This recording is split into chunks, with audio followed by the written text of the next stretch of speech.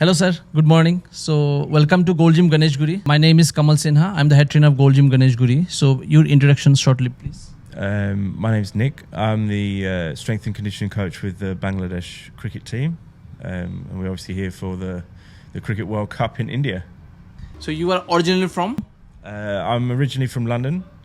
I've worked with a number of cricket teams now in England, with Sri Lanka previous, and now with Bangladesh. Last question.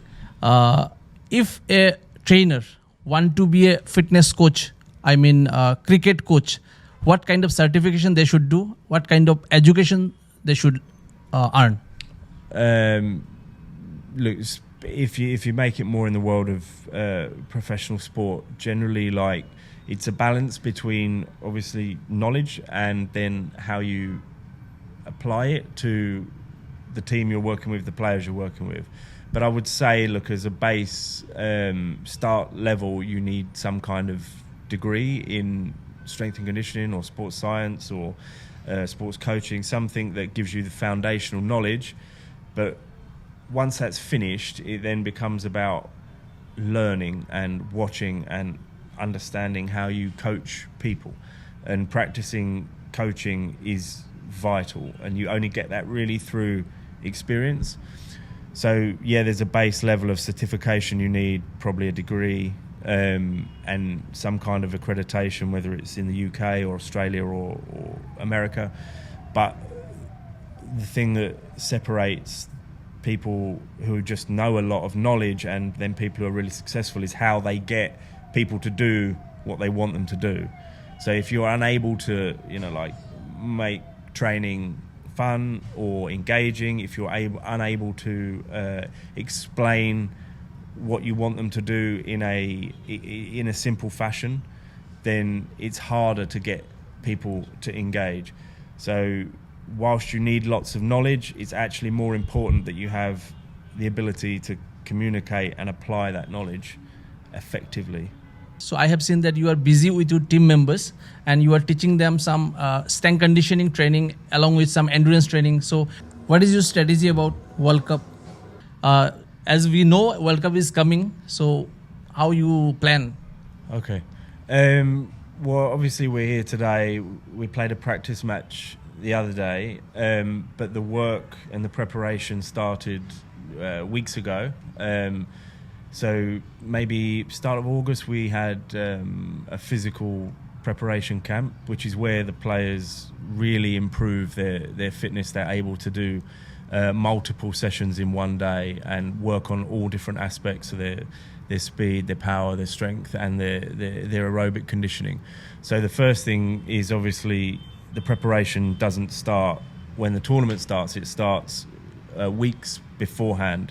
And then once they've done their physical camp, we did a more cricket-specific skills camp, which involves match scenarios. So you're taking the fitness gains you've made in the prep into match scenarios, which is more cricket-specific. And then after that, we then played some competitive matches against other countries at the Asia Cup and against New Zealand. So coming into the tournament, they've actually been preparing for this for maybe 8 weeks and banking a lot of fitness work. So when we arrive here now, it's more about getting them ready on a day-to-day basis, and everyone's needs are different. So, some players are older, some players are younger, some players are stronger, some players need aerobic conditioning more. Other players are working on various other aspects of their fitness throughout the week. So now we're at the main tournament, it's about making sure everyone's getting what they need individually to be best prepared for the matches that are coming up. So at the moment we're in Guwahati. We've got 2 warm-up matches. Our first competitive match is actually on the 7th against Afghanistan, so we've still got a little bit of time. And we're very much using this week, again, top up fitness and get match practice and time on their feet, actually, on the ground. But today, we played practice match 2 days ago. We didn't train yesterday. That was a recovery day. So players take massage, use a swimming pool, various other bits and pieces to get their bodies back ready for practice match tomorrow. So today you'll see them, they're just doing like some basic top-up strength work, not too much volume, not too much like intensity. It's just to get their bodies moving again and get them ready for tomorrow. So as we know, in every sport, we get some injuries. So how you help them to get good recoveries? How do you motivate injured players? And mental strategies for injury rehab? Top tip for young cricketers on injury prevention. So obviously, like injuries can be caused for a number of reasons. You know, sometimes it's to do with not being like well enough conditioned to manage what you're asked to do. Other times it can be purely accidental. So it's not like a straightforward answer as to how you prevent injuries. But if I was to say just some basic guidance, it's about making sure that when you are doing your training is at the right intensity to give you enough capacity to manage what you're going to be asked to do in a match. There's very little value in training below match intensity because if you're not exposed to the loads that you are going to experience when you play, your body's going to find it hard to make that jump up. And what you're trying to do with your training is avoid big gap in and like they call it a spike in intensity and workload. Below that, there's like number of things which players will do on a daily basis which will help reduce the chance of injury because it's hard to prevent completely. And it starts like with your sleep, you know, getting good quality sleep to recover, enough water to stay hydrated, you know, eating the right food so that your body has enough fuel to manage what it's asked to do. And it doesn't fatigue too quickly when you're on the field and when you're trying to do your gym training.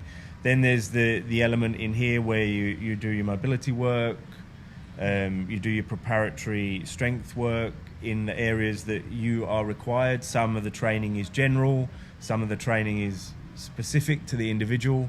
And then once you obviously finish doing your training, there's a recovery element whereby these guys, for example, will use a swimming pool just to keep for compression and keep themselves moving. You will take massage, make sure you're having good quality food post-workout so that you can recover. We will use, depending on the heat, ice bath sometime.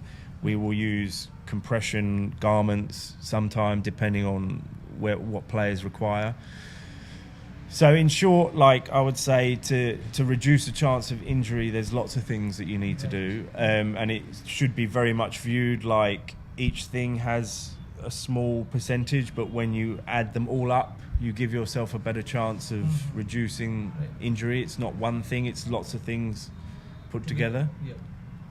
So according to your opinion, how is your team ready for World Cup? And about endurance, fitness, if I ask you how much marks you will give out of 10? Yeah, I will say, like I've worked with a number of teams, and I will say that this team currently is one of the better conditioned teams, not because of me or the training that we do, but because of their attitude. They do work very hard, and they are engaged in their training, and they will put a lot of effort in to get themselves ready. I'm very, very happy at where they're at. They seem to cope with the match load really well. They recover quickly. They manage the heat. It was very hot the other day, and they managed it absolutely fine. It was hard work when we fielded. It was real feel in the 40s, but they came off. We batted. We chased the runs down. Like so, from our point of view as coaching staff, we're very happy with that. They move well in the field, and we are not really experiencing many injuries, which is normally a good sign that players are well conditioned. If I was to ask the head coach like what he wants from a player, he just wants the best players available all of the time.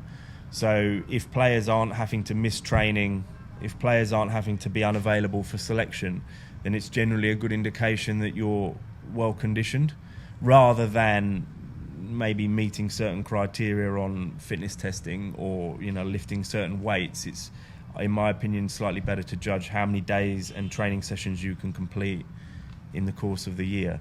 So going into the tournament, we're very happy with where the condition of the players is, and I think the players are relatively happy with where they're at as well. So, as a fitness trainer, we have seen that some of our clients sometimes they become lazy. So, even in sports, also some players become a little bit lazy. So, in such case, how you motivate them to train hard and do better? I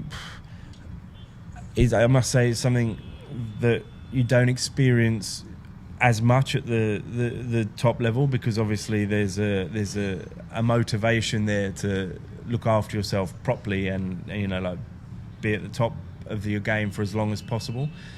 But at the end of the day, I think if you want to try and motivate people, or if they're not training as you might like, it just comes down to having an honest conversation and actually holding them accountable for what's happening, because often people aren't honest with themselves with regards to either the effort they're putting in, how they're preparing themselves, whether they're recovering properly after, and the intensity that they're managing during their training sessions. So the first thing I would do is have a conversation with them and try and get them to be honest with themselves. Also, if you have some kind of evidence that you can show, either whether it's numbers on a page, whether it's video, where you can actually hold people accountable to what they're doing. I think that's the most important thing, because ultimately you can say what you like, you can do what you like, but if it's not coming from them, they won't ever achieve their potential. So once a client, player, anybody is honest with himself and is self-motivated, then their ceiling is unlimited. Yes. But if they keep limiting themselves with not being honest with what they're doing, then they'll never reach their potential. Thank you so much, sir, for your valuable time.